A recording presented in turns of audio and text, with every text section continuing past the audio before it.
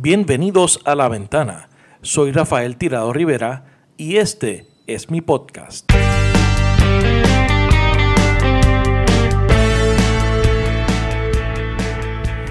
Jesús Manuel Ortiz, bienvenido a La Ventana. Gracias a ti, Rafa. Gracias por la invitación. Un placer para mí estar aquí en tu podcast. Gracias por responder y obviamente por la disponibilidad. Jesús, la gente te conoce como legislador. Ya este es tu segundo cuatrienio. Te conoce como la mano derecha de Alejandro García Padilla en la gobernación. Tú fuiste secretario de Asuntos Públicos. Sí. Y llevas una trayectoria también hacia atrás ligada a la figura de Alejandro, pero no mucha gente conoce de que tú vienes del periodismo. Tú fuiste periodista. Pues mira, sí. ¿Cómo es que tú llegas al periodismo? Pues mira, yo comencé a trabajar en WKQ como parte de mi preparación. Yo estudié comunicaciones y... ¿Dónde tú estudiaste? Yo estudié en la Interamericana, la Universidad Interamericana. Comunicaciones. Yo estudié en la UPI, entré en computadoras, ¿no? ¿Verdad? Y ingeniería, y traté de buscar qué era lo que realmente, sí, qué era lo que me apasionaba. Y descubrí, obviamente, en ese examen, ese análisis, que el tema de las comunicaciones era un asunto con el cual yo me sentía muy cómodo. Y incluso, pues, lo que yo quería lograr después de terminar mis estudios era ser periodista de televisión, ¿verdad? Que era lo que yo era muy fanático y soy de Luis Francisco Ojeda. De verdad. De Luis Francisco Ojeda, wow. Sí. Y yo veía... te criaste viendo a Luis Francisco Ojeda. Pues mira, sí, lo veía y lo escuchaba. Y era fanático de Ojeda. Y yo decía, bueno, pues yo me sentía cómodo comunicando, me sentía cómodo, ¿verdad? Sí, siendo maestro de ceremonia en actividades de niño. Yo era maestro de ceremonia en las clases graduandas, en kinder, en sexto grado. Y pues siempre me identificaron que tenía pues talento, ¿no? Para poder comunicarme. Y cuando entro a comunicaciones, efectivamente lo confirmo. Me cayó como anillo al dedo, Rafa. O sea, me sentí muy cómodo desde el principio. Y salgo de allí con la meta de lograr, mientras estoy allí, hacer la práctica en WKQ Radio. Porque pues obviamente siendo fanático de Ojeda, pues escuchaba... El mejor sitio, claro. Así que hago todas las gestiones y efectivamente logro que me acepten como un interno, como hacer práctica en WKQ para allá para el 2002, por ahí más o menos. Y la intención era, mira, yo lo voy a hacer bien, voy a aprender el trabajo y cuando termine de estudiar quiero quedarme como periodista de radio y después llegar a ser periodista de televisión. Y así fue. Me quedé en WKQ, trabajé como reportero a tiempo parcial.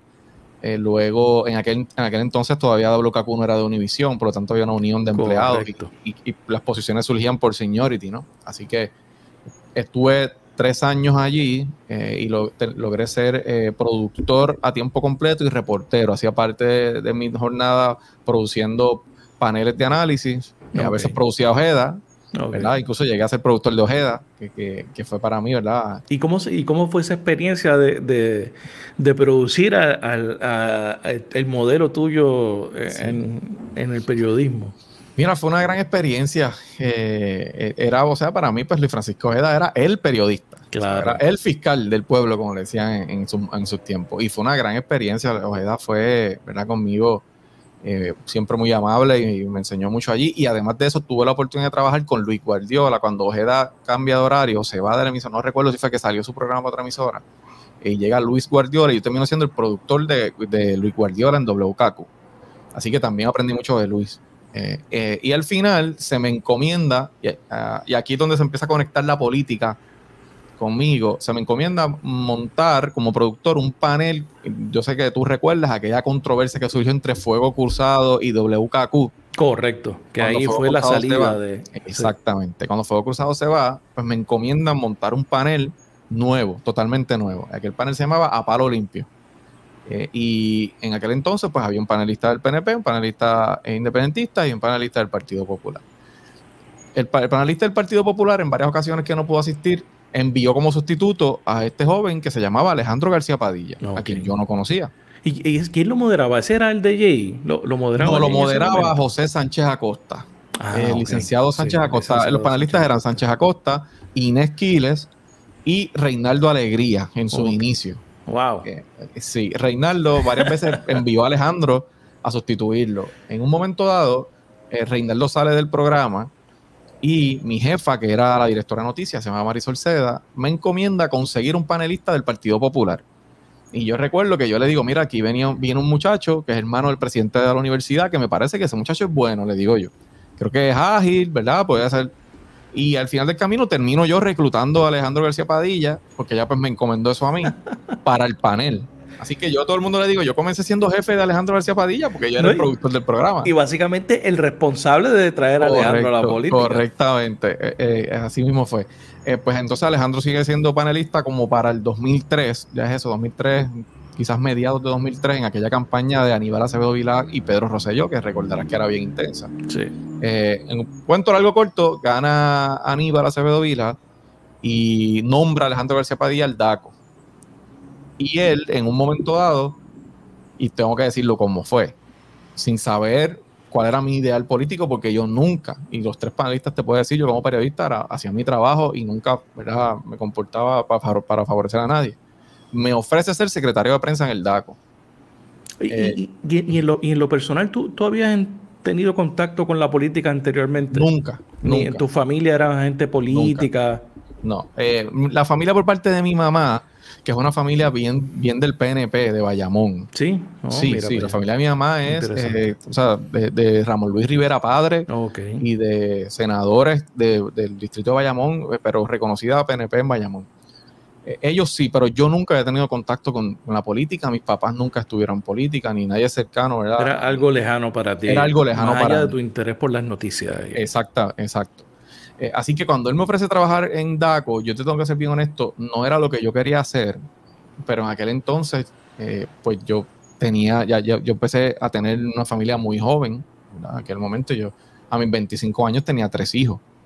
Así que tenía que, sí, fue un análisis y lo puse en una balanza así. Y bueno, mi interés personal, mi aspiración es ser reportero de televisión, y para eso tengo que dar unos pasos. Pero el bienestar de mi familia hoy está en yo poder dar, ¿verdad?, una mejor calidad de vida, y aquí, y donde estaba en la emisora, pues no lo podía hacer. Así que decidí tomar ese paso simplemente porque pensé que podía ser mejor para mis hijos en ese momento, ¿verdad? Un análisis que hice en aquel momento. Y me voy a trabajar a DACO como secretario de prensa por primera vez en el gobierno. No sabía, ¿verdad?, nada de lo que era el gobierno. Fue un cambio bien drástico y duro para mí, porque el ambiente en gobierno es muy distinto a lo que uno veía en la empresa privada. Así que comienzo a dar esos primeros pasos en el 2005 como secretario de prensa del DACO. Y allí trabajo 2 años con García Padilla, luego él renuncia porque iba a ser candidato al Senado, entra Víctor Suárez, y yo sigo los 2 años que quedan del cuatrienio con Víctor en el DACO, y a la misma vez, pues por las tardes, pues ayudaba a Alejandro a lo que era correr su campaña como senador. Y ahí aprendí entonces, ya viene la segunda, el tercer cambio, ¿verdad? El segundo cambio que me lleva al tercer escenario, que es el de una campaña política. Que ese es otro monstruo totalmente distinto. Totalmente distinto. Ahí comienzo a aprender el tema de las operaciones de campo, y empiezo a aprender a conocer gente dentro del Partido Popular, a visitar todos los pueblos, aprender cómo se corría una campaña. Y luego que él llega al Senado, yo sigo siendo su asesor de comunicaciones. Luego paso a ser el secretario de prensa en la campaña a gobernador en el 2011, me parece. Y luego, pues, secretario de prensa en Fortaleza, que realmente yo soy secretario de Asuntos Públicos al final del cuatrenio. Yo paso desde el 2013 hasta el 2015 siendo el secretario de prensa. Ya en verano de 2015 es que me nombran como secretario de Asuntos Públicos y prensa. Sigo siendo el director secretario de prensa, pero con una función de portavoz en Fortaleza como secretario de Asuntos Públicos. Y luego de eso, pues decido aspirar, y ya pues aquí está. Esto es un poco historia más reciente. Pero entonces tú, interesante, porque muchas veces como tú muy dices, la campaña es otra cosa. Y la gobernación o estar en Fortaleza es una cosa muy distinta. Especialmente desde el punto de vista del gobernador. En la campaña todo el mundo está con uno, todo el mundo es chévere, va de evento en evento, de actividad en actividad, está todo el día en la calle rodeado de gente. Y el trabajo de gobernador es un trabajo muy diferente, es más solitario. Porque mucha gente que estuvo contigo en la campaña, por X o Y razón no están contigo en Fortaleza o toman otras decisiones, se desilusionan, etcétera, etcétera. Pero tú has mantenido esa relación con Alejandro en todas esas etapas y en la actualidad, obviamente hasta donde yo sé, Sí. por lo que conozco, ustedes mantienen esa relación.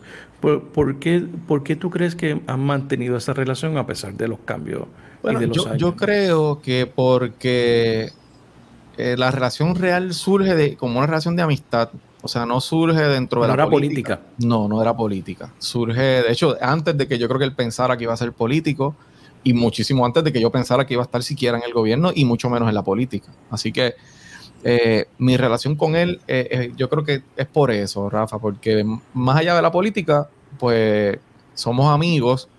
Y él siempre me vio a mí, me parece a mí, y yo a él como un amigo, no como, pues él era mi jefe la mayor parte de esos 14 o 15 años. Pero a pesar de eso, mi opinión sobre las cosas y lo que él me preguntaba y me pedía mi parecer, yo se la decía como yo la veía. O sea, no era un yes man, como decimos por ahí. O sea, los que conocen y trabajaron de cerca con Alejandro y conmigo saben, especialmente en Fortaleza, que aquellas reuniones de consejo donde estaba el gobernador con los secretarios y había mucha gente, muchas veces nos sentábamos en lado de frente a la mesa, él en la esquina y yo en la otra esquina, y cuando yo entendía que había un planteamiento que era incorrecto, lo decía. Y teníamos diferencias a veces frente a la gente, ¿verdad? Obviamente siempre con el respeto de siempre y el aprecio que siempre nos tenemos, pero él sabía que si yo le decía algo, pues era porque realmente yo lo creía y no era porque quería, ¿verdad? De alguna manera quedar bien con él. Así que yo creo que es por eso, la relación era más de amistad que de trabajo. Eso es interesante Es cómo se distinto y eso lo hace mantiene. diferente. Claro, claro. Y sobre todo mantenerla después de tanto tiempo. Sí. Eso que digo, habla bien de ambos, ¿no? No, y déjame añadirte algo. Cuando yo decido aspirar, a finales de 2015. Obviamente el cuatrenio de Alejandro fue un cuatrenio muy duro. Esto es bien Fue un cuatrenio complicado. bien complicado. No solamente en el tema de gobierno, sino en el plano personal, ¿no? Para él fue muy, muy duro. Y cuando yo decidí aspirar, una de las primeras cosas la decisión que yo tomé fue involucrarlo lo menos posible a él porque me parecía que él necesitaba un detox. O sea, me parecía que después de estar desde el 2008 en la política activa, haber sido gobernador, pasar un cuatrienio tan difícil, pues no estaba bien de mi parte tratar de involucrarlo en que me ayudara en una campaña cuando él estaba pues pasando todas las dificultades que estaba pasando. Él siempre estaba disponible, por supuesto que sí.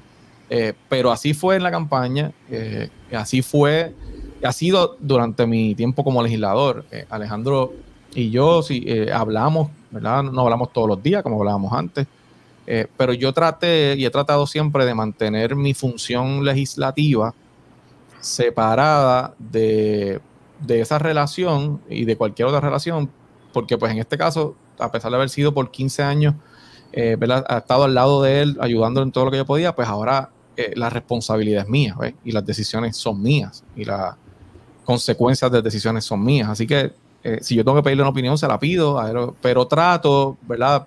Por el aprecio que le tengo, tampoco inmiscuirlo mucho, porque creo que pues él necesita tiempo también con su familia y un poquito Claro. desintoxicarse de todo Sí, eso. ahora ha vuelto a intoxicarse nuevamente. Claro, ahora está por ahí otra vez, ahora está por ahí de nuevo. Desde Es que el otro lado. él le gusta, él le gusta. Imagínate, para llegar a ser el gobernador, eso Sí, es sí. difícil de sacarlo. Pero esa relación está ahí, siempre permanece y verdad que para mí yo lo veo como un hermano mayor. Si Qué necesito bien. consejo, pues lo puedo llamar y yo sé que él está siempre ahí. Eso, tú dijiste algo, tú básicamente, no sé si tal vez sin querer o sin darte cuenta, parafraseaste a Rafael Hernández Colón de que si mías serán las consecuencias y las responsabilidades mías serán las No fue decisiones. intencional, fíjate. Sí. Pero eso nos lleva a la forma en la pasada elección, tú ya habiendo sido electo por primera vez en el 2016 a la Cámara de Representantes, en el 2020 tú aspiraste sin éxito a la presidencia de la Cámara. Sí. Esas elecciones, yo, según mi experiencia, son más duras y más fuertes en lo personal que la primaria o que la elección general. Sí. Porque tú es una elección entre pares. ¿Qué tú aprendiste de ese proceso? Mira, fíjate, una pregunta bien interesante que no me habían hecho, te tengo que confesar. Esa elección, primero, concuerdo contigo en que son elecciones que son más duras incluso que la elección regular. Definitivamente. Además de porque son de pares, porque también requiere un alto grado de madurez de parte de uno. No importa si obtienes la posición o si no la obtienes, porque si la obtienes, pues tienes que tener la madurez de que los que no estuvieron contigo a la larga son de tu equipo también y tienes que integrarlos, ¿no? Y tienes que trabajar con ellos y tienes que dejar a un lado si estuvieron o no estuvieron contigo en la votación. Y si no obtienes la posición, como fue el caso mío, que se da en medio de, yo creo que me parece a mí, me pueden corregir, que yo creo que ha sido la elección para la presidencia de la Cámara, una de las más cerradas de la historia. Me parece allí fue una elección que se decidió por un voto. Sí. Después de 6 horas en caucus, que fue duro. Yo de verdad que no recuerdo la última elección tan cerrada, pero o sea, no recuerdo una elección a la presidencia de la Cámara que se decidiera por un voto en los últimos, qué sé yo, 20 años. No, se decidió, prácticamente hubo 4 votaciones, 3 votaciones empate, y en la cuarta votación es que ¿verdad? Un compañero cambia el voto y gana, y sale Tatito Hernández favorecido para ser presidente. Así que fue una elección muy cerrada, lo cual presentaba un reto mayor. Rafa, porque era llegar a una delegación con 26, con exactamente el número que necesitas de votos, pero dividida por la mitad, o sea, donde tú tienes un presidente que tenía realmente la mitad de la delegación y la otra mitad no estaba con él. Así que, como yo lo vi, requería más de mí una prueba de si realmente yo iba a ser un político tradicional en términos de mantener una pelea por una posición, o si iba a impulsar el bien común tanto de la Cámara como del país a través de la Cámara como del Partido Popular, porque si yo hubiese tratado de mantener esa división allí para de alguna manera hacer fuerza o ¿verdad? Por la razón que fuera, pues le iba a hacer daño no solamente a la Cámara, al país, porque iba a ser problemático probar cualquier cosa allí, sino a la institución, ¿verdad? Así que requería un alto grado de decir, mira, esto es un proceso natural, uno sale favorecido a veces y a veces no, y ahora hay un bien mayor, que ¿cuál es? Pues que la Cámara sea funcional, que el país pueda contar con ese cuerpo legislativo y que el Partido Popular no tenga allí un problema desde el día 1. Y así lo hice, Rafa. Yo salí ese día del partido, el día de esa votación, muy tranquilo por varias cosas. Uno, me parece que para haber sido un legislador que no había terminado su primer término todavía cuando se hace esa elección, claro, el haber mantenido una lucha como la que se dio con un legislador que lleva 3 cuatrenios, como el compañero Hernández Montañez, me parece que fue una gran demostración. Segundo, yo creo que el mensaje principal que yo quería llevar llegó, que es la necesidad de reformar la institución, de reformar el liderato y comenzar a darle paso a líderes de la nueva generación para asumir responsabilidades principales. Yo creo que ese mensaje llegó, el país lo recibió. Y tercero, pues yo soy de los que pienso que las cosas suceden por algo, ¿no? Y que si Dios quiere que uno esté en un lugar, pues así va a ser, si no, pues no se da. Así que para mí lo más importante era que ya el proceso había terminado, que se dio una buena batalla, que yo hice una campaña limpia, ¿verdad? Y que no me comporté de una manera que hubiese sido repudiable. Y me enseñó, sobre todo, para ir directo a tu pregunta, yo creo que me enseñó a tener, me dio un grado de madurez adicional para poder enfrentar y manejar situaciones como es una aspiración como esa y lo que viene después de la decisión, ¿verdad? Que es lo que ha estado pasando todos estos años. Así que fue una gran experiencia para mí. No me arrepiento de haber dado esa lucha, creo que era necesario que se hiciera. Y que creo que es el inicio, me parece a mí, de muchas cosas que deben pasar dentro de la institución. ¿Y cómo están esas relaciones dentro del caucus? ¿Tu relación con el presidente de la Cámara luego de ya pasado un año? Sí. ¿Tú crees que se ha logrado conformar un equipo pues mira, a pesar de las diferencias, ¿no?, iniciales? Yo creo que sí. Yo creo que obviamente él y yo tenemos diferencias, tanto en estilo como en, ¿verdad? En política pública, lo que él entiende son prioridades versus lo que entiendo yo, y eso es normal que se dé, en cuerpo legislativo mucho más todavía. Pero la relación entre él y yo siempre ha sido una relación cordial y de respeto. Yo te puedo decir categóricamente que incluso durante la campaña y durante los esfuerzos que él hizo para la presidencia y los que hice yo, nunca hubo una falta de respeto ni una, ¿verdad?, de parte de él hacia mí, mucho menos de mí hacia él. Y así ha sido siempre. Conversamos, a veces él me llama, mira, necesito subir a la oficina, vamos a hablar de un tema, hablamos yo y subo. En los caucus, cuando tenemos diferencias, hemos tenido diferencias y coincidencias, pero siempre ha sido dentro de un marco de respeto y pues es una relación, yo creo que de trabajo normal y que no me parece a mí que es una relación disfuncional, de que no podemos tener una conversación. No, la realidad es que no. Él y yo trabajamos. Yo tengo la comisión de gobierno, si él tiene un proyecto en la comisión y cree que es importante, me llama y yo le planteo. Y, o sea, estoy ahí disponible para cualquier ayuda que necesite la delegación, porque me parece que esa es mi función y así debe ser. Sí, que es una relación saludable, ¿no? Que sí, yo no. Yo te digo, tenemos diferencias, hemos tenido en proyectos importantes, pero claro, él sabe por dónde voy yo. Claro. Eso es importante. En un caucus yo expreso mi posición, él sabe por dónde yo voy. No invierto mi tiempo en conspiraciones para vamos a aguantar tales votos aquí, para aguantar tal propuesta y hacer que no, esa no es mi agenda, y él lo sabe y pues las cosas pues funcionan de esa manera. Eso, ahora tú mencionas, tú eres presidente de la comisión de gobierno. Esa es la segunda comisión más importante en la Cámara de Representantes, obviamente luego de la comisión de Hacienda, o sea que tienes una responsabilidad y tú has logrado desarrollar una agenda que me parece de unos puntos interesantes que me gustaría ir sobre alguno de ellos. Tú has estado trabajando legislación y varias iniciativas relacionadas al tema de blockchain y de criptodivisas. Cuéntanos un poco de eso, qué es lo que se está planteando exactamente y cuáles son los objetivos. Mira, yo he tratado, como tú dices, esa es una comisión muy importante, yo te diría que es de la... Me parece que puede ser hasta la comisión que más medidas recibe. A pesar de que la de Hacienda, sí, yo creo que es la comisión más importante, pero durante el resto del año me parece que yo recibo en la comisión muchas más medidas.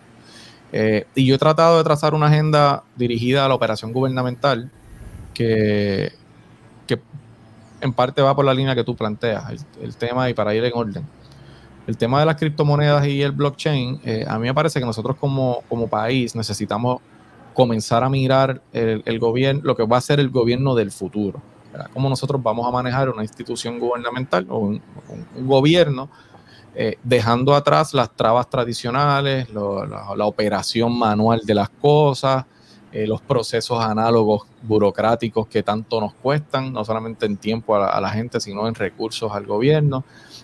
Y el tema del blockchain en especial es un tema que me parece que va muy por esa línea, porque además de ser medular en el desarrollo y en la operación de las criptomonedas, es un sistema que nos permite realizar transacciones de manera segura, de manera más eficiente, y que el gobierno tiene que auscultar para incluirlo en sus procesos. Esa legislación es una resolución de investigación, hay una que es mía y una que es del presidente de la Cámara, y yo creo que tiene que iniciar de esa manera, porque legislar sin conocer los detalles y cuán preparado está el gobierno, pues no sería responsable. Así claro, que lo que me he dedicado es un poco a ver cómo está el gobierno hoy en condiciones o no para comenzar a migrar posiblemente proyectos pilotos en algunas agencias o en algunos procesos donde se puede utilizar la tecnología blockchain, como por ejemplo registro de la propiedad, como por ejemplo el DTOP, con transacciones que se hacen que son recurrentes y que necesitan tener seguridad, que necesitan estar visibles al público y ser más ágiles. Y hacia eso nos estamos dirigiendo. Hemos empezado vistas públicas citando agencias, citando a agencias que tienen que ver están relacionadas directamente con el tema de la tecnología. La primera parte ha sido un análisis de cómo estamos hoy y cómo podríamos insertar esa tecnología en el funcionamiento del gobierno. Entonces, no es un proyecto fácil, no es un proyecto que está rápido en una sesión, requiere análisis y estamos en eso. El tema de las criptomonedas pues tiene una complejidad adicional. Obviamente nosotros tenemos reglamentación federal que tenemos que estar sujetos, y que ahora mismo está no tiene claro el norte, el gobierno federal, de cómo va a manejar el tema de las criptomonedas. Sí, no sabe qué hacer con no ese sabe tema. qué hacer con eso. O sea, entre el IRS, el SEC y otras agencias federales, todavía estamos en espera de cuáles son los lineamientos para trabajarlo. Y obviamente nosotros, reconociendo que es una tecnología que llegó para quedarse y la importancia de que el gobierno se inserte en ese tipo de tecnología, pues también estamos mirando posibles escenarios. Te doy un ejemplo, como la posibilidad de que el gobierno de Puerto Rico y los municipios pueden aceptar donativos. Hoy pueden aceptar donativos. O sea, si usted quiere donarle al gobierno, a un gobierno municipal, $1,000 para algo, usted lo puede hacer. Eso se permite. Pues quizás permitir la posibilidad de que puedan hacerse donaciones en criptomonedas. Es dar un primer paso para empezar a lidiar ¿verdad? Con el tema. Pero sí, lo estamos manejando con mucho cuidado, Rafa, porque queremos hacerlo de manera responsable. Y como te digo, el tema central es que hay que reconocer que necesitamos establecer lo que será el gobierno del futuro, más económico, más eficiente, con más seguridad. Y una cosa que tú no mencionaste, pero que va a comenzar ahora, Dios mediante, posiblemente en mayo, después que termine el tema de transparencia gubernamental, es la confección de una ley de ciberseguridad nacional. Ok, eso es importante. Eso es importante porque tenemos que establecer el andamiaje de seguridad para que, ¿verdad?, el sistema pueda garantizar la protección de datos, garantizar el liqueo, ¿verdad?, que no sea el liqueo de información, notificación a los usuarios y a los clientes del gobierno si hay un breach, ¿no?, de seguridad, etcétera. Y vamos a empezar a trabajar ese tema también. Y el tema de transparencia, que lo mencionaste, pues obviamente es fundamental el derecho constitucional al acceso a información. ¿Y qué es lo de transparencia exactamente? ¿Qué es lo que buscas? Yo sé que tú has tenido varias reuniones, varias mesas redondas con grupos, organizaciones. ¿Estás incluyendo a grupos sin fines de lucro? Sí. Mira, es bien interesante lo que hemos hecho con ese proyecto, Rafa, porque aquí hay dos leyes que se aprobaron el cuatrienio pasado, la ley 122 y la 141, que las aprobó el gobierno del PNP, para trabajar lo que era los datos abiertos y el acceso a la información. Yo te tengo que decir que hay aspectos positivos de esas leyes, pero hay muchos otros que no han resultado en la práctica. Porque son más restrictivos. Sí, lo eran, pero te voy a dar un ejemplo. Esa ley establecía que si tú le solicitas una información a una agencia, la agencia no te lo da, y tú decides ir al tribunal a reclamar la información, tú solamente podías ir al tribunal de San Juan. O sea, si tú vives en Mayagüez, solamente ese recurso, que es un recurso especial que se hizo, que no tiene costo, que es mucho más rápido, lo podías radicar solo en San Juan. ¿Por qué? Pues mira, sentido. No hace ningún sentido. Obviamente, eso se está cambiando y estamos derogando, como son dos leyes, estamos derogando la 122 y estamos incluyendo lo bueno de la 122 en la 141 para hacer una sola ley. ¿Por qué estoy bien entusiasmado con este proyecto? Yo he llevado no quiero decir una campaña, porque no es una campaña electoral, pero yo creo que nosotros tenemos que cambiar la manera que estamos haciendo las cosas en el gobierno.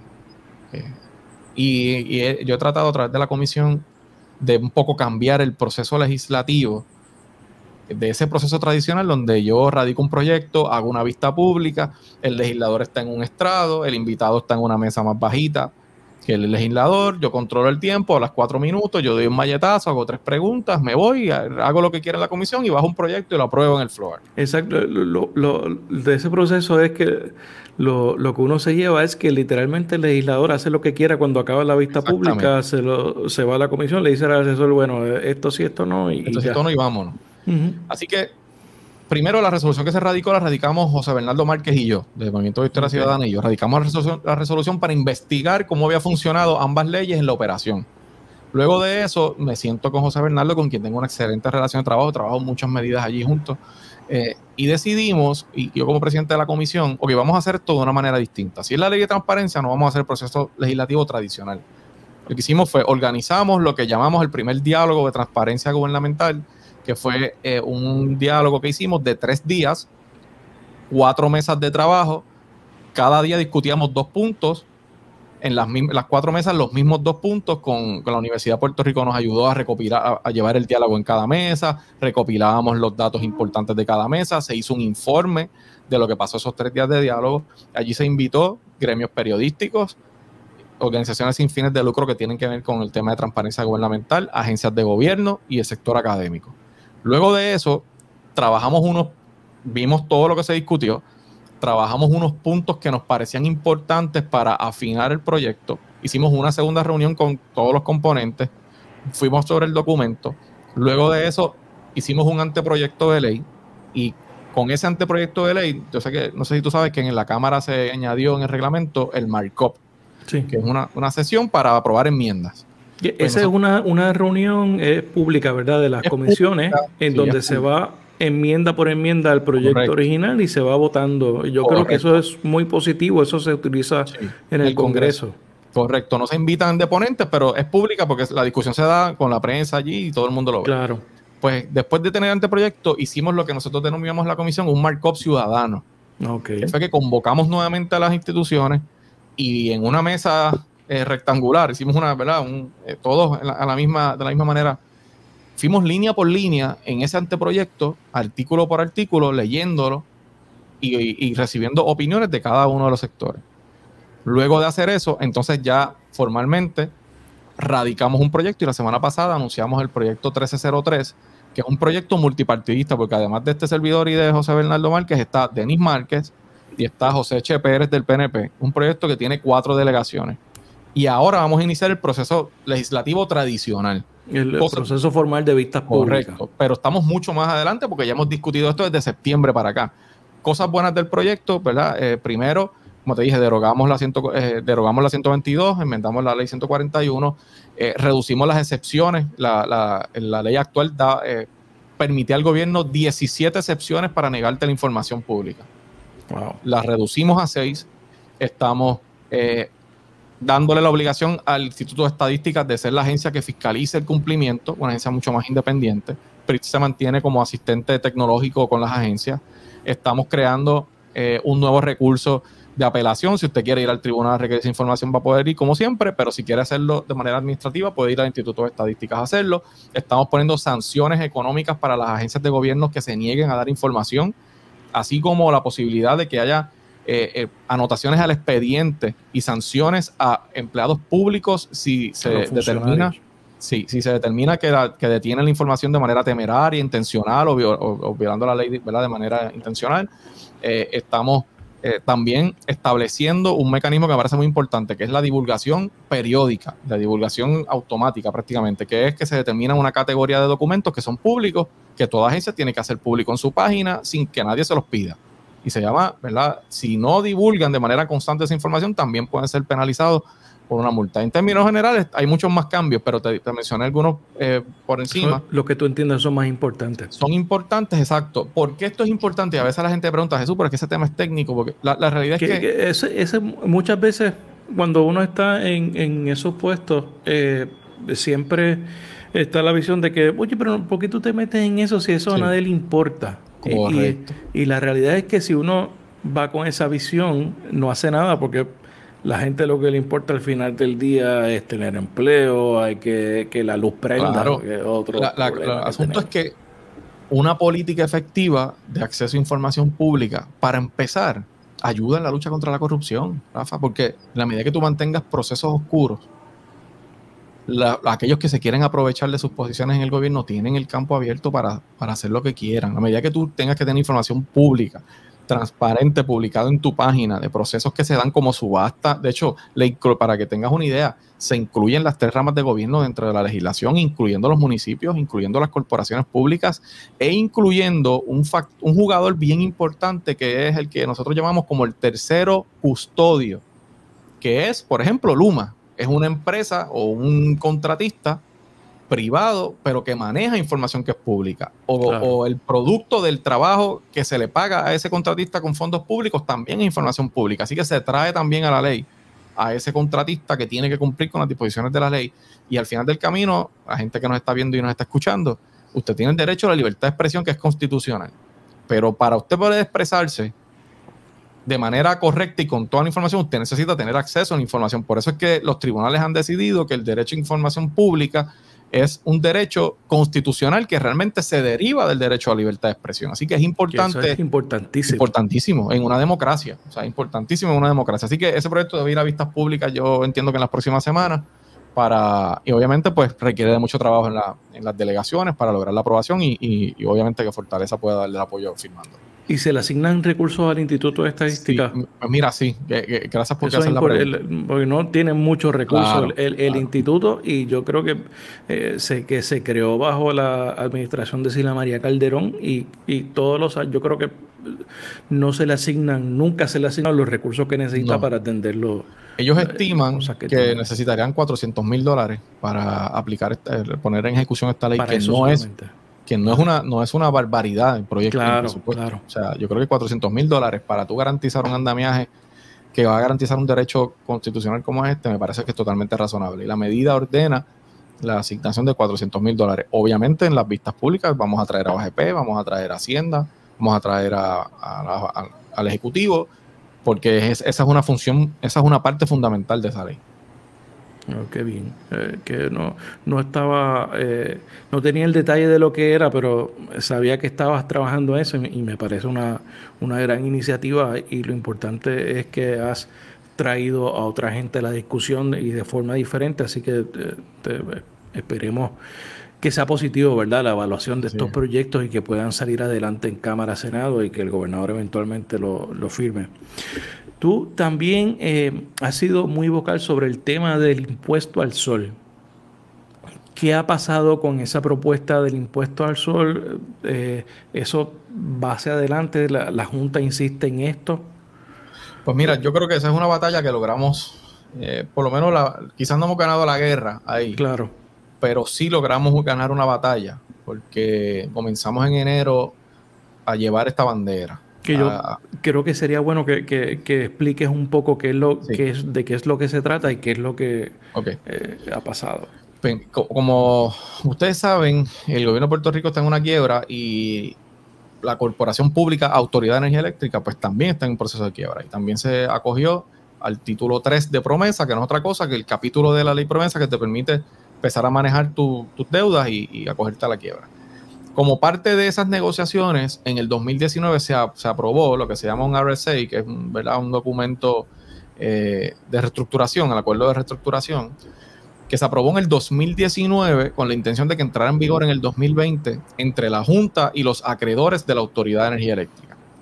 La única razón por la que no entró en vigor es porque llegó la pandemia y pasó todo lo que pasó y se atrasó todo ese proceso. Pero ya en el 2019 se había aprobado ese acuerdo, que entre otras cosas incluía lo que se llama un cargo por transición, que es un cargo para pagar la deuda de la Autoridad de Energía Eléctrica. Así que usted iba a tener que pagar su factura, lo que consuma, y a tener que pagar obviamente el aumento en la factura por el tema de presupuesto, de combustible, etcétera, pero además iba a pagar un cargo fijo de entre 2 centavos y 4 centavos al transcurso de 20 años para pagar exclusivamente la deuda.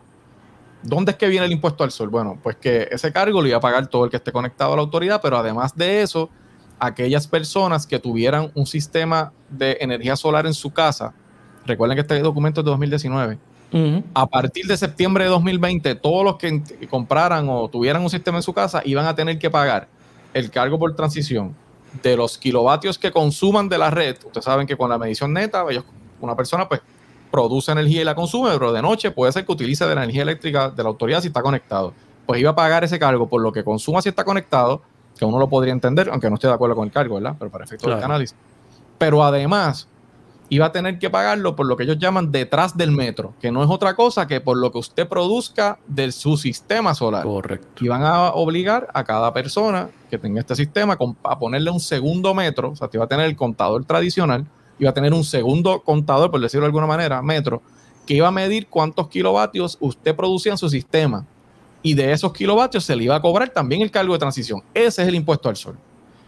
Y nosotros desde el principio nos opusimos a ese cargo. Empezamos desde enero de este año a levantar el planteamiento de que se estaba acercando la negociación nuevamente o retomar la conversación, y que era inaceptable el cargo por el impuesto al sol por varias razones. La primera, por razón obvia, el impacto al bolsillo de esos consumidores que tienen un sistema que ellos están pagando y que lo pusieron en su casa. Segundo, y el impacto a la economía, obviamente, que iba a tener.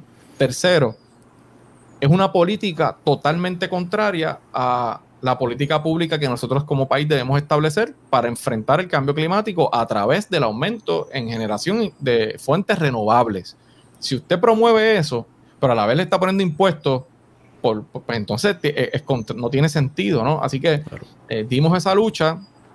Primero la Junta salió negando que eso era correcto. Ellos quieren ponerle un adorno al impuesto, pero al final del camino, cuento algo corto, creo que el Ejecutivo se dio cuenta de lo dañino que iba a ser posiblemente para sus aspiraciones, ¿verdad? Si lo están viendo del lado político. Si no lo ven del lado político, pues para todas las razones que ya yo les di. Y se salieron del acuerdo. O sea, el gobierno de Puerto Rico se sale del acuerdo y ahora tienen que hacer una negociación nueva. Ahora están renegociando el acuerdo el pago de la deuda de la autoridad energética. De la autoridad. Y ya ha salido por ahí que aparentemente el cargo por transición no va a formar parte de ese acuerdo, o que el gobierno por lo menos no lo va a defender como lo estaba defendiendo hasta inicios del año. ¿Qué va a pasar? ¿Cuál es la estrategia? Estamos muy pendientes, porque yo creo que la Junta no esperaba, la Junta y los acreedores no esperaba que esto resultara como resultó. Yo creo que la oposición que se generó con el impuesto al sol y la decisión del Ejecutivo, a mí me parece que tomó por sorpresa a la Junta.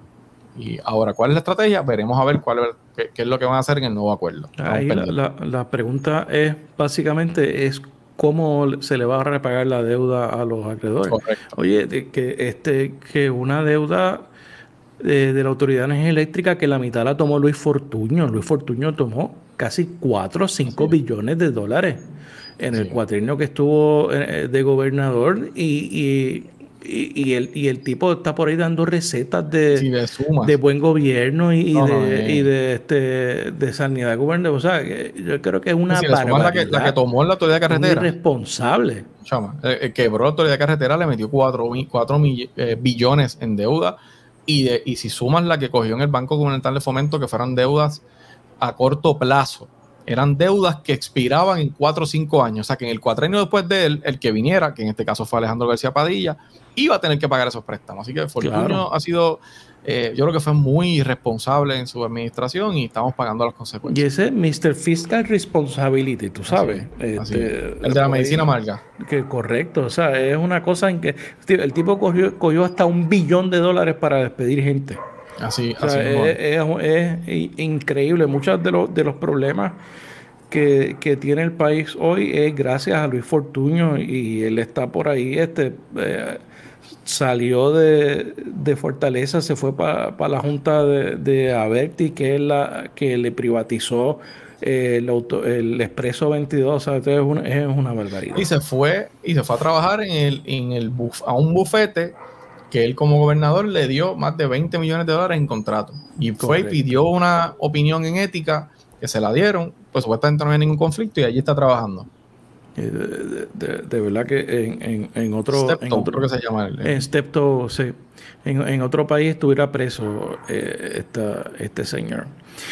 Mira, tú fuiste hace poco, estuviste visitando en Salinas como parte de la comisión tú eres miembro de la Comisión de Recursos Naturales, me parece. Sí. Visitando allí el área de las mareas, de Jobo, ¿qué vistes allí? ¿Qué tú piensas de lo que viste? Pues mira, la verdad es que es muy triste. Es un área espectacularmente preciosa, ¿sabes? Es un sector que tiene un acceso a un área preciosa de recursos naturales. Nunca había estado allí. Y cuando llegué, me llamaron la atención varias cosas. Primero, hay muchas construcciones, ¿verdad? Creo que vi 10 o 12 lotes. Primero hay unas estructuras muy sofisticadas. O sea, estamos hablando de construcciones en cemento de 2 pisos, con piscina, con verjas de cemento, portones de, ¿verdad? Rodeados de cemento, con contadores afuera que se podían ver. De hecho, alcancé a ver un contador de medición neta, que es uno de los contadores nuevos, que por ahí cuando una persona solicita para energía solar se tarda muchísimo en aprobárselo. Allí había una casa que tenía un contador de medición neta. Wow. Así que ese estaba bien conectado. Y vi terrenos, Rafa, que hay uno que me salta a la memoria, porque me llamó la atención, que tiene 10 estaciones de corriente, obviamente para estacionar 10 campers. 10 campers. 5 a cada lado. Y tiene acceso directo a la playa. O sea que ciertamente, y al final de la última estructura que está levantada, ya habían comenzado como a sacar mangles, o por lo menos habían tirado, se veía un mangles allí tirados, depositados que habían arrancado, ¿no? Incluso mangles que habían quemado, había un área donde estaban quemados. Así que allí sí, lo que pasó allí, yo creo que mucha gente tiene que contestar preguntas. A mí me surgen muchísimas preguntas de lo que pasó allí. Por ejemplo, es imposible que eso haya pasado sin que nadie se diera cuenta. Eso. Demasiado movimiento allí. De acuerdo. Segundo, y esas preguntas comenzaremos a contestarlas la semana que viene, que hay vista pública en la Cámara, y allí nos podremos sentar a hacerle preguntas a las agencias, pero ¿cómo se obtienen, primero, cuántos tienen permiso y cuántos no? ¿Cuántos de esos permisos son falsificados? Que ya han empezado a llegar información. Por ejemplo, Energía Eléctrica habla de que tiene más de 20 permisos que son falsos, que tiene permisos que cubren más de un terreno. Ahí yo creo que tiene que haber responsabilidad de quiénes son los gestores, quiénes son los profesionales que procesaron los permisos, quiénes son los empleados que dieron los permisos, cómo llega la instalación de las utilidades allí. Si estamos hablando de que hay empleados de segundo y tercer nivel que de alguna manera, de manera ilegal, están haciendo esas instalaciones, o si fueron instalaciones hechas por algún contratista. O sea, hay muchas preguntas que contestar allí que demuestran dos cosas. Uno, que hay mucha gente inescrupulosa, Rafa. Y aquí estoy hablando de los ciudadanos antes de llegar al gobierno. Porque si usted es un ciudadano y usted sabe que eso es un área protegida, entonces usted sabe que un manglar usted no puede ir allí a arrancarlo. Pues hay que ser inescrupuloso para meterle relleno a eso allí, arrancar mangle y construir allí una casa, ¿no? Y segundo, es una demostración de la ineficiencia, la lentitud del gobierno en atender los problemas. Esto es una reserva federal.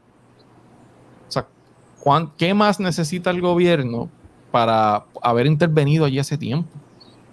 ¿Verdad? Y yo creo que, me parece, no es el único lugar en Puerto Rico que ocurre. Sí. Obviamente hay que mirar, y para que la gente que no esté viendo y no esté escuchando, el que hay un terreno que sea reserva no significa que no pueda haber un dueño. Entonces, usted puede ser dueño de un terreno, o sea, un terreno que es suyo, y de repente lo decretan reserva natural. Usted sigue siendo el dueño. Claro, va a tener limitado lo que pueda hacer con el terreno. Claro. No, el desarrollo, si se va a hacer algo, es muy específico, o puede ser que no pueda hacer ningún tipo de desarrollo. Exactamente. Así que el hecho de que haya una persona que sea dueño de algún espacio allí no lo hace ilegal de entrada. Lo que construye en sí es lo que conlleva unos problemas. Así que yo creo que sí, que va a haber mucha gente que tiene que contestar preguntas aquí. Yo no quiero llegar a conclusiones aún y responsabilizar gente sin tener toda la información, pero lo que pasa allí es inaudito. Nosotros, yo creo que estamos viviendo de espalda a la realidad de que nosotros vivimos en una isla. Yo no sé si fue la campaña esta de Continent of Puerto Rico, que yo no sé, que era de turismo en algún momento que se hizo, y pensamos que Puerto Rico es un continente extenso, que no, lo que tú hagas en un sitio no hay repercusión en otro. No. Y estamos viviendo en los tiempos después de María, los tiempos del cambio climático, de la crisis climática, que se espera que aumenten dramáticamente los niveles de los océanos, y eso va a tener efectos sobre las costas, eso va a tener efectos sobre los acuíferos, eso va a tener efectos sobre el agua que vive la gente, ¿sabes? No, y el manejo de recursos naturales ha sido, o sea, yo fui un fuerte crítico de Rafael Machargo. Varias veces le pedí la renuncia, ¿verdad? O dije públicamente que debió haber renunciado a su posición. Que el tipo ahora es asesor de Fortaleza. No, es que a veces que hacen cosas que uno no. Pero el manejo de este caso, el manejo de Rincón por parte de Machargo fue un manejo, o sea, allí hicieron solicitudes ilegales. Y Machargo fue a vistas públicas de la Cámara y no asumió la responsabilidad que tenía. Y al fin y al cabo ya no está ahí. Vamos a ver si Fortaleza se atreve de verdad a usarlo como asesor, pero me parece que es cuestionable su gestión allí. Y creo que los responsables de lo que está pasando en Salinas tienen que pagar las consecuencias, vengan de donde vengan. Jesús, vamos a hablar un poco del Partido Popular. Yo te voy a dar unos datos para que tú me reacciones. Desde la elección del 2012 a la elección del 2020, el Partido Popular ha perdido un 16% de apoyo electoral en términos porcentuales. Si nosotros estamos hablando casi de un 5% se ha perdido por elección. Para la próxima elección, si las cosas no cambian, ese tren no cambia, estamos hablando de que el Partido Popular va a llegar por lo menos apenas un 25% de votos en esta elección, y obviamente tenemos que contar la gente que se ha ido, etcétera, etcétera. ¿Cómo tú explicas ese fenómeno? Es muy difícil, ¿verdad?, tener una explicación certera o una única explicación. Yo creo que hay un desgaste institucional que no solamente impacta al Partido Popular, que yo creo que, y tampoco impacta exclusivamente el tema de la política. O sea, vivimos un momento histórico donde hay cuestionamientos y hay una mala reputación y un descrédito en instituciones políticas, gubernamentales, sociales, religiosas, corporativas. O sea, hay un cuestionable comportamiento y de cuestionar la institucionalidad, ¿verdad? Y eso es una across the board. La gente no confía en las instituciones, y eso es un peligro. Eso es un peligro. Y está sucediendo no solo en Puerto Rico, a nivel mundial. Así que si partimos de eso, pues ya obviamente ahí hay un impacto de entrada. Segundo, yo creo que el Partido Popular yo no me atrevo a decir cuántos años, porque no tengo esa contestación, pero en los últimos ciclos, quizás la última década, el Partido Popular, desde mi punto de vista, ha dejado de defender, de representar las causas y las prioridades que incluso provocaron su creación para el 38. Y antes de explicar esta, porque creo que esa es la más importante, el tema de las instituciones fue el primero que dije. El tema de la corrupción, sin duda alguna, le hace un daño terrible a las instituciones y al Partido Popular. Y tercero, ese que acabo de mencionar, en términos de que el electorado de hoy pues va subiendo un electorado que no necesariamente tiene una fidelidad por las instituciones, y tienen razón para no tenerla. Claro. Rafa, porque si miramos quizás 2 generaciones atrás o 3, pues esas generaciones nacieron en condiciones bien difíciles, vieron como el Partido Popular como instrumento echó para adelante el país, ¿verdad? Y ellos pudieron mejorar su condición. Después viene una generación detrás de ellos que llega a un momento un poco más estable, donde ya no pasaron las vicisitudes de los anteriores, pero estaban muy presentes porque eran sus papás los que la habían pasado. De eso después llega otra generación que ya cada vez va dejando más atrás esas vicisitudes, hasta que estamos hoy donde hay generaciones que nacen y cuando miran a su alrededor lo que hay es crisis fiscal, crisis en retiro, crisis en crimen, crisis de corrupción. Sus papás no saben si tienen retiro, sus abuelos no pueden pagar sus medicamentos, y al final del camino cuestionan todo lo que es la institucionalidad porque no tienen el por qué tener una lealtad hacia esa institución. No solamente sus papás ni sus abuelos, sino que ellos no van a tener no tienen retiro. Claro, exacto. Así que esos electores, por supuesto, no tienen ese apego. Ahora bien, ¿qué buscan esos electores? Obviamente, desde mi punto de vista, uno tiene la verdad agarra por el mango, ¿no? Buscan defender causas en las que ellos creen, Rafa. Y ahí es donde yo tengo problemas con el desempeño del Partido Popular. El tema del estatus es un tema importante, es un tema que siempre coloca a un partido de centro en una situación más difícil que los partidos ideológicos como el PNP y el PIB, que nacen y viven para su causa, ¿no? Que es el estatus y la independencia en un caso y estadía en otro. El Partido Popular no es ese tipo de partido. Así que de entrada tenemos más difícil en ese renglón. Y si a eso tú le añades que las causas que sí son las que provocan la creación del partido se dejan de defender y pasan a un segundo o tercer plano, pues entonces de momento te encuentras con una institución que tú no sabes lo que defiende. Y yo creo que el Partido Popular ha llegado a ese momento.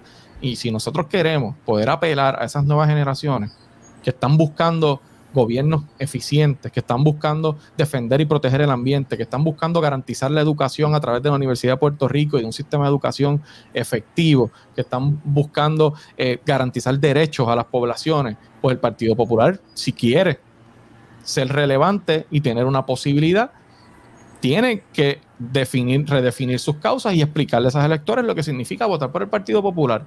El tema del estatus se atenderá de la manera que se atiende, pero no, eso no es excusa para dejar de defender lo que significa la institución. Y te digo algo brevemente, yo leí en estos días que tuve la oportunidad de tener un rato libre, me puse a leer las memorias de Muñoz, lo vi el libro, cogí el libro, déjame leer el momento para el 38 qué pasó cuando, ¿verdad? Repasarlo. Y me di con una explicación que da Muñoz que me llamó mucho la atención cuando él inscribe el Partido Popular, ¿verdad? Y antes de su primera elección. Plantea que un jíbaro independentista le hizo un planteamiento a él, que era antiindependentista, un jíbaro que le temía la independencia, le hizo un planteamiento a Muñoz de preocupación sobre si el Partido Popular iba a empujar la independencia y lo que eso podría significar. Y él dice que él decide que el partido se dedicara a trabajar temas sociales y de la calidad de vida de la gente y que no tocara el estatus en ese momento porque entendía que eso no era lo que el país quería. Y yo digo, caramba, hoy estamos en un momento similar en términos de que hay unos asuntos sociales sucediendo y el Partido Popular tiene que representar para esos electores nuevos una institución viable y que defienda esos principios, sin dejar de atender el tema del estatus. Pero hoy eso no es lo que está sucediendo, Rafa. Y yo creo que eso es uno de los puntos. Segundo, tiene que darse paso a una transición de liderato. O sea, los líderes veteranos y veteranas, nosotros tenemos que agradecerle todo el trabajo que han hecho, tenemos que reconocer su valía y su importancia en este momento histórico, pero hay que llevar un mensaje claro de que hace falta que nuevos líderes asuman posiciones de responsabilidad, asuman esas responsabilidades principales y que puedan ser las caras y los nuevos líderes del Partido Popular de cara al 2024. Y esa transición de liderato no solo se da en los partidos, se da en todas las instituciones. Los compañeros veteranos en su momento dieron esa batalla y eran líderes nuevos que pidieron su espacio, reclamaron su espacio y lo asumieron. Pero lo mismo tiene que pasar ahora. Y si no entendemos eso, vamos a tener serios problemas para poder representar una opción real en el 2024. Eso es más fácil decirlo que hacerlo. Y yo estoy claro de eso. Pero de que hay que impulsar ese cambio generacional y no hablo de edades, y no tiene que ver con el tema de edades, sino de esos líderes que están en los pueblos, en los distritos, que están disponibles para asumir su responsabilidad, pero no se les da la oportunidad. Yo creo que hay que hacerlo. Y por eso yo, junto con un grupo de compañeros, estamos empezando a proponer unos cambios en el reglamento que le den esa participación más amplia, que le permitan asumir roles más importantes a esa nueva generación, junto con los compañeros de experiencia, que por supuesto son muy, muy importantes. Yo quiero retomarlo por los mismos puntos que has traído. Vamos a hablar un poco de estatus, sí. de esa discusión después del relevo, y me gustaría ver los cambios que tú estás proponiendo específicamente a la composición del reglamento del Partido Popular.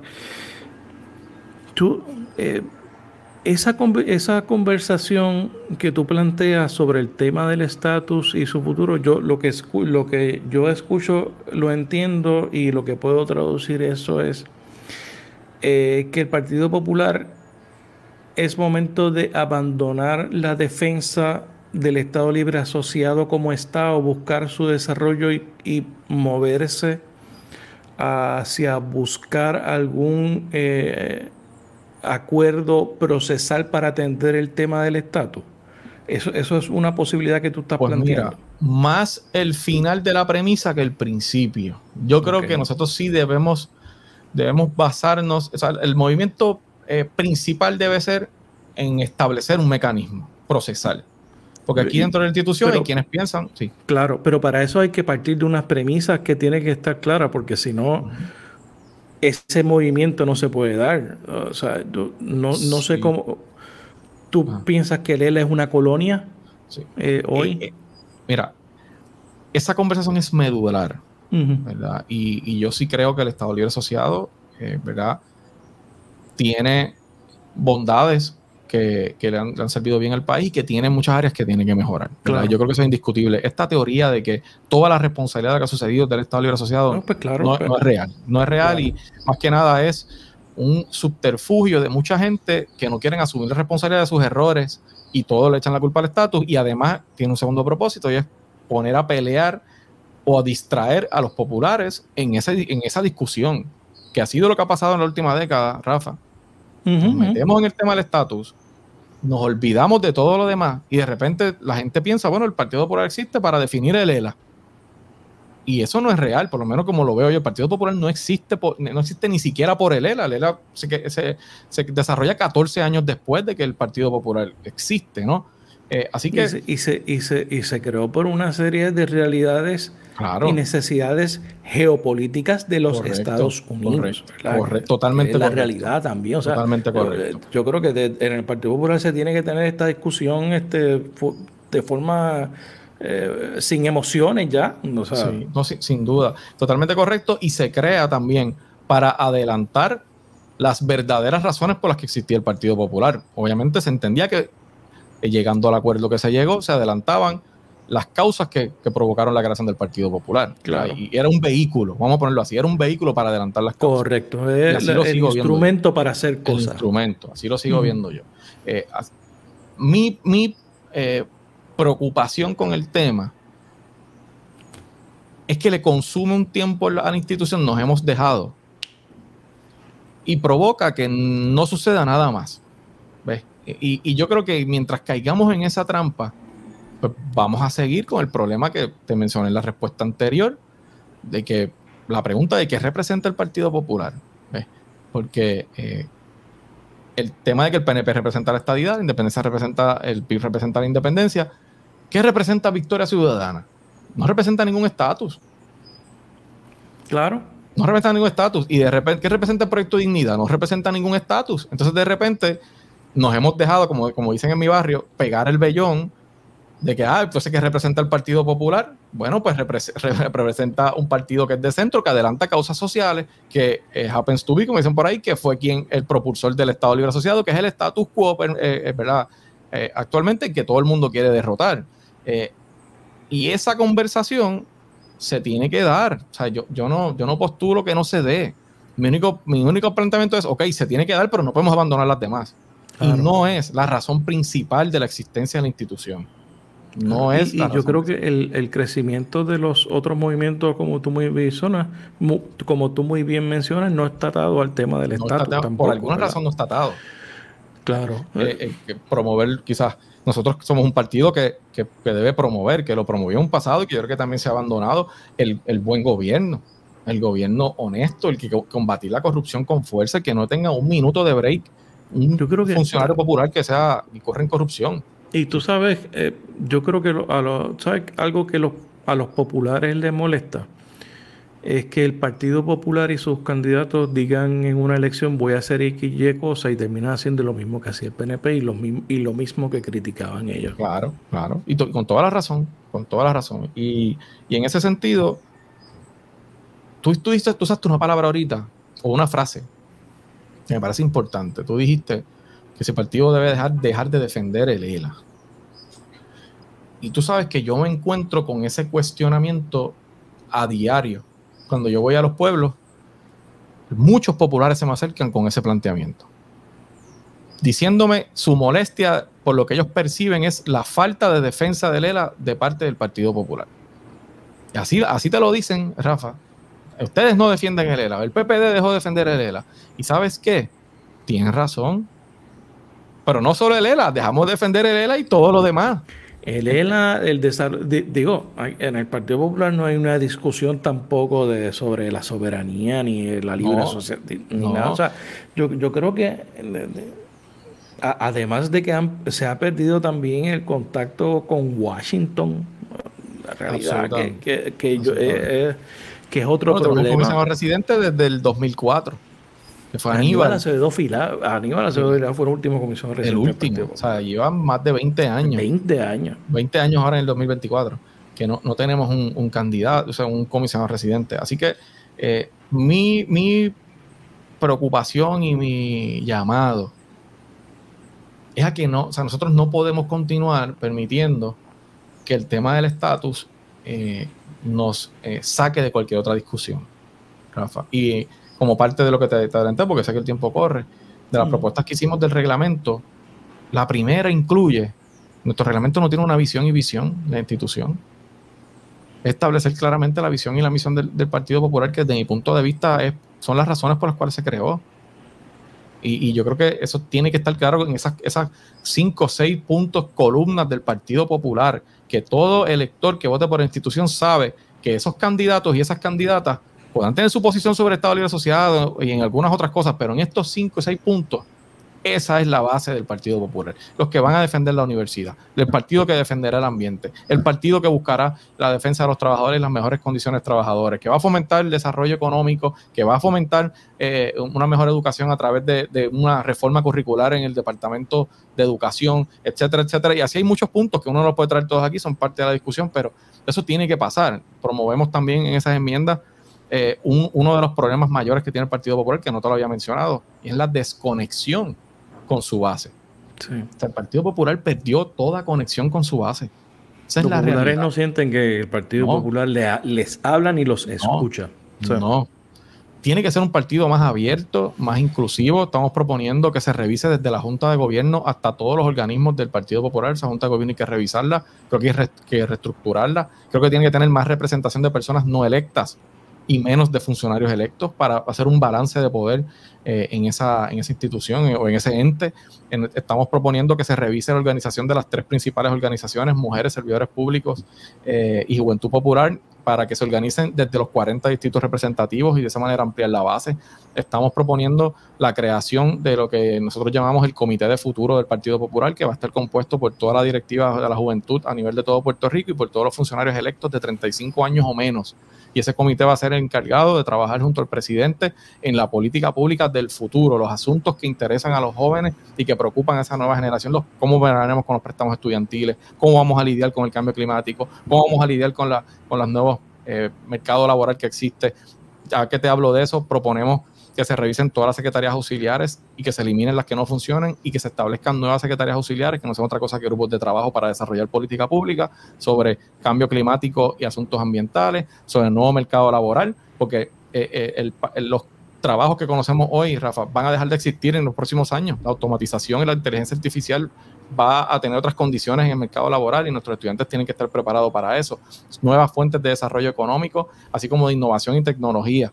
Estamos proponiendo que el director de innovación y tecnología que existe hoy también se incluya el trabajo en lo que son las redes sociales del Partido Popular, que se establezca una estructura en toda la isla y que se establezca un mecanismo de comunicación electrónica con la base para consultar asuntos de política pública, asuntos de interés público con la base del Partido Popular a través de mecanismos electrónicos que existen ya. Y eso todo como parte de 3 puntos básicos. 1, 4 puntos básicos. Establecer el norte de la institución a través de lo que son los postulados bases del Partido Popular. 2, retomar y reconstruir la comunicación con la base del Partido Popular. 3, darle la oportunidad a esa nueva generación de líderes de asumir sus responsabilidades. Y 4, trabajar en lo que yo llamo un programa de futuro. Para mí son 4 asuntos medulares que la institución tiene que trabajar si quiere ser viable en la próxima elección. ¿Tú no crees que es momento de separar la presidencia del partido de la candidatura a la gobernación? Mira, yo creo que es una discusión que se tiene que tener. Yo veo la idea con buenos ojos. Tengo una sola preocupación y es el timing en que se pueda dar. Por ejemplo, si se aprobaran este año y tenemos en mente que eso entre en vigor en el 2023, estarías entrando posiblemente un administrador y un posible candidato a la misma vez, tratando de cero los dos de levantar sus equipos de trabajo, y yo no sé si ese timing a un año de la elección nos permita, o si se debe aprobar para que ya a partir del próximo ciclo, para que sea en el próximo ciclo y establecer un ciclo electoral. Exacto, establecer un ciclo electoral, la persona puede llegar a ese administrador, esa administradora, trabaja con su equipo de trabajo, si que hay una elección tan cerca y se puede estar, eso hay que discutirlo, pero yo creo que es una idea que tiene sus méritos, hay que discutir los pros y los contras. Esa es mi preocupación, el timing. Tú llevas en la calle ya casi un año. Sí. Yo creo que tú eres de los pocos líderes del Partido Popular que está hablando con la gente, escuchándolo en actividades casi semanal. Sí. ¿A ti te interesa la presidencia del Partido Popular o la candidatura a la gobernación? Yo no descarto nada en este momento. Te soy totalmente honesto. Yo sí te puedo asegurar que mi idea, ¿verdad? Obviamente tú no propones y Dios dispone. Mi intención es aspirar a una posición electiva en la próxima elección. Nuevamente, eso ya yo lo he dicho. ¿Cuál va a ser esa posición? Yo no he decidido eso todavía. Hay muchos factores que tengo que considerar, por supuesto. Me preocupa la situación del partido y estoy disponible para ayudar en la manera que yo pueda ayudar, pero no he tomado una decisión sobre dónde pienso que debería ser mi próxima aspiración. Por eso no puedo descartar nada, porque si te digo que lo descarto, pues no te estoy diciendo la verdad y no es mi estilo. La verdad es que no he tomado esa decisión. Jesús, ¿qué estás viendo en Netflix? Pues mira, estoy viendo un documental que se llama 800 metros, que es del atentado terrorista que hubo en las Ramblas, en Barcelona. Ok, ese... Bien interesante. Sí, ese lo tengo por ahí para verlo. Sí, se lo recomiendo. El que está viendo y está escuchando esto, porque está súper interesante. Creo que tiene, son 4 episodios. Y o sea, poquito a poco lo veo por las noches. Creo que he visto 2. Me faltan 2 todavía.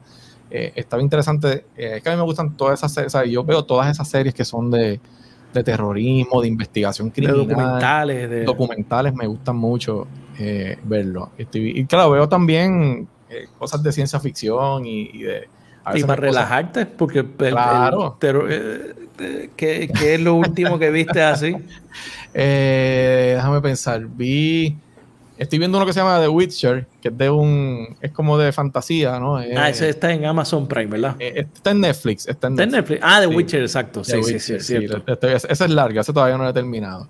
Y estoy viendo una que es española, que se llama Elite. La estoy viendo también. De verdad. Sí, la estoy viendo. Que es la quinta temporada. Sí. Ya la he visto varias temporadas y me di cuenta los otros días que salió la nueva temporada y empecé a verlo. Pero a veces mi esposa se para en la puerta aquí y yo tengo que hacer un tiroteo dentro del cuarto porque son carros explotando, bombas explotando. A mí me gusta mucho ver películas de acción. Eso está bueno. Y las veo tarde en la noche porque es el momento que tengo oportunidad. Muy bien. Bueno, Jesús Manuel Ortiz, gracias por estar en La Ventana.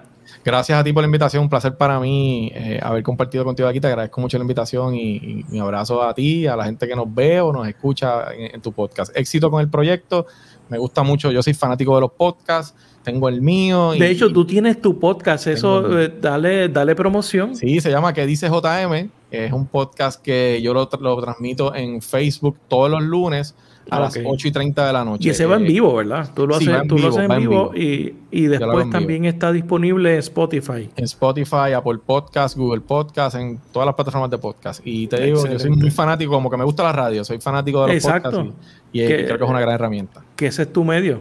Así es. Bueno, gracias por estar en La Ventana, Jesús. Gracias a ti. Un abrazo. Bien. Gracias por escuchar este episodio de La Ventana. Sígueme en las redes sociales, búscame como Rafael Tirado Rivera en Facebook, en Twitter, en Instagram.